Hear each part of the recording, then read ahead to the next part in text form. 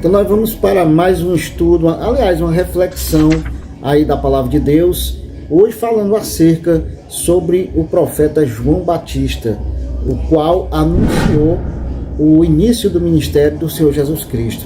Então aqui no livro de Lucas, no capítulo 7, a partir do verso 16, a gente vê uma narrativa muito importante acerca desse texto. O porquê que o Senhor Jesus, ele indaga a João como um dos maiores profetas, e até nascido de mulher não há profeta maior do que João. Por que o Senhor Jesus Cristo disse isso? Por que apesar de João Batista, foi o próprio que batizou o próprio Senhor Jesus Cristo, vendo ele, o Espírito Santo, né, ali pousou sobre ele, e ali ele disse: eis o Cordeiro de Deus que tira o pecado do mundo. Mas depois lá na frente, João Batista ainda duvidou um pouco se realmente ali Jesus Cristo era o verdadeiro Messias, Yeshua HaMashiach, ou seja, Yeshua o Messias, né, o enviado de Deus para salvar o mundo dos seus pecados. Mas por quê? Porque naquela época também eles não tinham a Bíblia em mãos. A Bíblia ficava nas sinagogas, tá certo? No poderio do chefe da sinagoga, que era lido todos os sábados a lei e os profetas. Não era como nós hoje, que você tem alguma dúvida, você vai pesquisar na Bíblia, os livros tudo certinho, né? O canon bíblico, ali todo organizado para você estudar a antiga aliança, a nova aliança, para saber tudo o que aconteceu. Não, naquela época era mais difícil. A Bíblia nas suas mãos, o poderio da Bíblia. Ali naquela época eram rolos, né? Rolos de papiro, dentro de baús, e ali era lido ali aos sábados nas sinagogas. As pessoas ali oralmente, né, estavam ali atentas a tudo que era falado da lei dos profetas. Tinha os rabinos que também orientavam o povo, tinha a questão das religiões lá, das seitas dentro do próprio judaísmo, os saduceus, os fariseus, tá certo? E ali João, ele ficou assim, né, um pouco ainda. Por quê? Porque era de muita importância a questão do Messias, porque também, mesmo João, o grande profeta, as pessoas, os judeus, eles queriam algo que livrasse eles das mãos dos romanos, como Deus mandou sempre libertadores para os livrar das mãos, né, de outros povos, né, como os povos babilônicos, né. O Senhor permitiu que eles fossem presos pelo rei Nabucodonosor, depois vieram os assírios e assim por diante até chegar aos romanos, tá certo? E antes eles já venceram muita batalha, né? Ali na época de Moisés, né? Quando ele passou o Mar Vermelho, na época de Josué, quando Josué venceu vários reis, até chegar na terra de Canaã. Porém o povo foi perdendo ali muito poder e autoridade. Por quê? Por causa dos seus pecados, por causa da idolatria. E aí Deus diminuiu a proteção. Por quê? Porque o Senhor disse que não terás outros deuses diante de mim. E ali por causa da idolatria, Deus permitiu outros povos dominarem o povo judeu. Então era uma preocupação muito grande saber quem iria dominar. Como o Senhor Jesus, ele não tinha um poderio militar, eles ficavam em dúvida, né? Será que esse é realmente o Messias? Porque para eles, o Messias é um homem que tem um poderio militar, que tem ali uma força para tirar ali do meio, né, o povo romano ou qualquer outro povo que queira vir dominar o povo de Deus. Porém, eles esqueceram que dentro da profecia bíblica, primeiramente o Senhor, ele veio o quê? Ele veio trazer o espiritual, porque a fé é espiritual, o reino é espiritual. Por isso que ele disse: o reino de Deus está dentro de vós. E aí que eles não entenderam, aí que eles se perderam dessa mensagem. Por isso que o Senhor Jesus Cristo diz, né, a letra mata, mas o Espírito vivifica. É preciso que se entenda no Espírito e na letra, né, dentro da história, mas é preciso ter a revelação espiritual, tá certo? E ali, como o pessoal ficava ali, no termo popular, buzinando, falando, indagando, cadê o Messias que não vai nos libertar? Só que a libertação, ela é espiritual, ela começa no coração. Por isso que o João Batista, ele pregava o batismo de arrependimento. Primeiramente você tem que se arrepender, saber que está vindo aí o Messias. Por isso que ele foi o restaurador de brecha, como disse lá em Isaías, né? Trazendo a restauração primeiramente para o povo de Israel, depois para o povo gentil, que somos nós, a gente do mundo. Então é preciso compreender nessa questão, né? E ali ele indagou aqui, ó, Lucas capítulo 7, nós vamos entender o porquê que aconteceu dessa pequena dúvida, mas depois ele teve um entendimento, né? Ele fechou o entendimento. Ali é o Messias na questão espiritual, e ali João Batista passou para todo o povo, e todo o povo creu, né? Mas alguns não creram, alguns que queriam um poderio militar, queriam que Jesus libertasse da mão dos romanos. Só que a primeira libertação é a libertação do pecado, das amarras do mal, das amarras da idolatria, tá certo? Porque as pessoas não entendem isso. Por isso que Jesus Cristo diz, né? Se pois o Filho vos libertar, verdadeiramente sereis livres, tá certo? Aqui no capítulo 7 de Lucas diz, ó, no verso 16: e de todos se apoderou o temor e glorificava a Deus, dizendo: um grande profeta se levantou entre nós e Deus visitou o seu povo. Você já vê um reconhecimento, porque Jesus fazendo muitos milagres, curando muitas pessoas. Ali já era a libertação, já era o trabalho do Messias, a libertação de muitas doenças. Por isso que ele diz: vai, não peques mais. Nós sabemos que é difícil não pecar, mas o que é o não pecar que ele diz? Não permaneça na prática do pecado. Não é que você não vai, dali para frente, vai ser perfeito, não, meus irmãos. É porque você vai tendo um aprendizado com o Senhor, e pela graça sois salvos mediante a fé em Cristo Jesus. Então nós temos que entender isso. Aí ele diz, ó: e correu dele esta fama por toda a Judéia e por toda a terra circunvizinhança. Então ali correu toda a fama de Jesus Cristo. E os discípulos de João anunciaram todas estas coisas. Até os próprios discípulos de João anunciaram essas coisas. Mas aí você vê que o Senhor Jesus, ele depois que ele foi batizado, que começou o seu ministério. Aí depois ele vai falar de João Batista. Ó, ele diz, ó: e João, chamando 2 dos seus discípulos, enviou-lhes a Jesus, dizendo: és tu aquele que há de vir ou esperamos outro? Ou seja, ainda foi na hora que ele ainda teve uma pequena dúvida. Por quê? Porque eu entendo assim, por causa da questão da pressão do povo, né?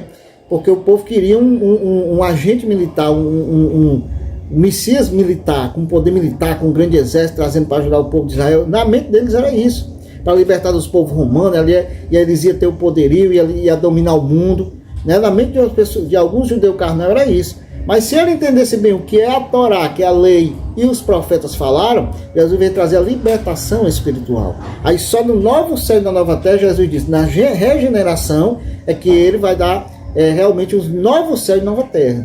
Mas por enquanto não, por enquanto é guerra, por enquanto é luta, por enquanto é batalha. Por quê? Porque primeiramente nós temos que nos libertar das amarras do mal e do pecado, e depois das outras coisas também, dos inimigos externos, né? Mas para isso você tem que começar internamente. Por isso que ele diz, o reino de Deus está dentro de vós. Você tem que manifestar o reino de Deus de dentro para fora, não é de fora para dentro.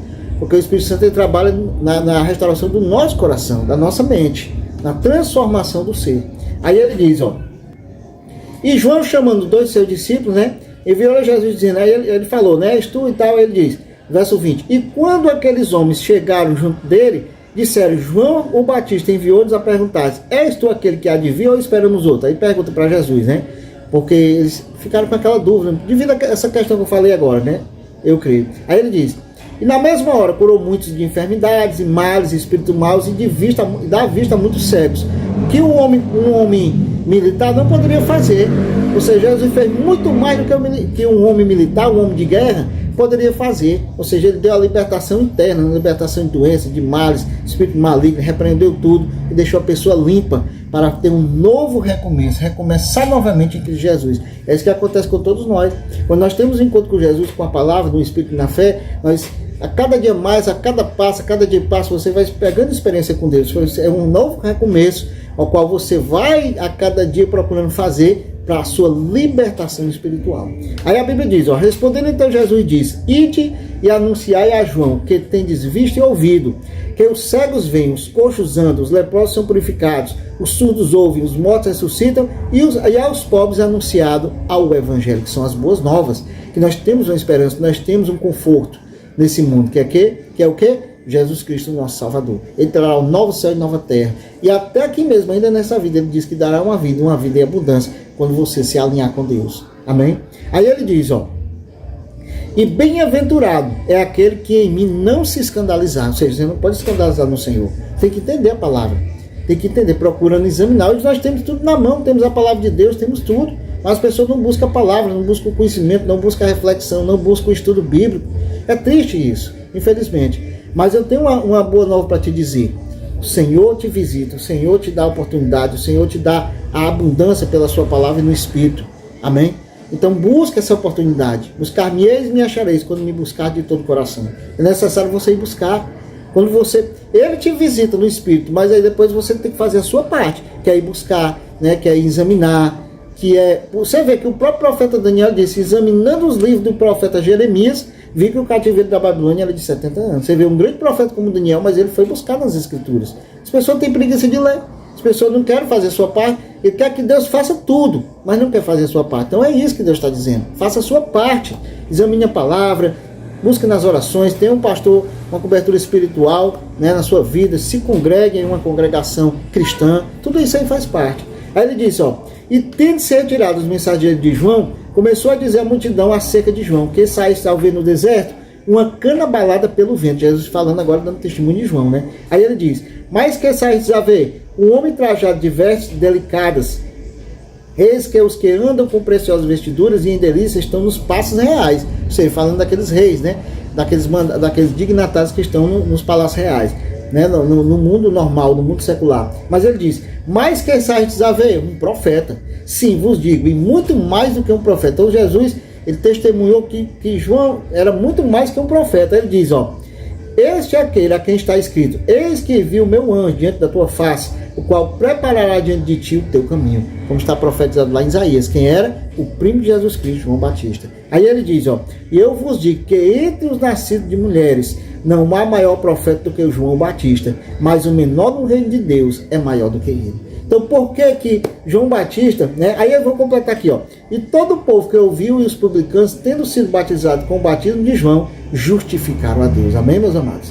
Aí ele diz, ó, mas os fariseus e os doutores da lei rejeitaram o conselho de Deus contra si mesmo, não tendo sido batizados por eles. E disse o Senhor, a quem, pois, compararei os homens desta geração? A quem são semelhantes? São semelhantes aos meninos que, assentados nas praças, clamam uns aos outros e dizem, tocam flauta e dançaste, cantamos lamentações e não choraste. Porque veio João Batista, que não comia pão e nem bebia vinho, dizeis, tem demônio. Veio o Filho do Homem, que come e bebe, dizeis, eis aí um homem comilão e bebedor de vinho, amigo dos publicanos e pecadores. Você vê, né? Que ele diz, ó, veio João Batista, que não comia pão e nem bebia vinho, dizeis, tem demônio. Veio o Filho do Homem, aí ele diz, eis aí um homem comilão e bebedor de vinho, amigo dos publicanos e pecadores. Mas a sabedoria é justificada por todos os seus filhos. Pronto, eu vou ler só até aqui para não ficar muito extenso, né? Mas é isso, meus amados. Então o que é que ele dá? Testemunho de João, né? Mas os publicanos e fariseus não aceitaram, não quiseram se batizar, né? Quiseram ter justiça própria, onde Jesus disse, arrependei-vos e convertei-vos para serem cancelados os vossos pecados. Aí você começa uma nova em Cristo Jesus, todo dia procurando se avaliar, todo dia procurando se examinar com o Senhor. Amém, meus amados? Aí ele diz no texto base aqui, né? Ó, onde eu queria chegar. E eu vos digo que entre os nascidos de mulheres não há maior profeta do que João Batista, mas o menor no reino de Deus é maior do que ele. Ou seja, por quê? Porque João Batista foi que batizou o ungido, através da mão de um homem chamado João Batista. Por isso que ele era o maior dentre os homens e o maior dos profetas, porque ele foi quem destravou, pela permissão de Deus, Deus mandou o anjo, que ali era João Batista, né? O anjo, na simbolização de João Batista nasceu, João Batista foi ungido e João Batista batizou. Então é isso, devemos entender isso, que o maior profeta foi João Batista. O próprio Senhor Jesus deu o testemunho dele, que foi quem destravou, né? Destravou ali o ministério do Senhor Jesus Cristo. A partir daí o Senhor Jesus Cristo, ele começou o seu ministério terrestre. Amém, meus amados? Entenda essa parte, entenda essa palavra. Todos nós precisamos de um profeta. Todos nós precisamos de um sacerdote nas nossas vidas. Quem foi o sacerdote de Jesus Cristo? João Batista. Foi João Batista que o Senhor enviou através da boca do profeta Isaías. O anjo do Senhor vai adiante de ti, preparando o caminho. João Batista preparou o caminho para o Senhor Jesus iniciar o seu ministério. Em nome de Jesus, amém. Assim também outros homens de Deus tiveram o seu sacerdote. Como hoje, né, os homens de Deus tiveram o seu sacerdote. Abraão, o sacerdote dele, Melquisedeque. Moisés, quem foi o sacerdote dele? O seu próprio sogro, tá certo? Para depois ele se desenvolver mais na frente. E assim, cada um de nós temos que ter o nosso sacerdote humano, mas sabendo que o nosso sumo e maior sacerdote é o Senhor Jesus Cristo que está nos céus. Em nome de Jesus, amém. Muito obrigado, meus amados. Até o nosso próximo estudo bíblico, a reflexão bíblica, aqui no canal Ômega, com todos vocês. Curta, compartilhe aí os nossos vídeos, apoie aí o nosso canal, tá certo? Grande abraço aqui para todos vocês.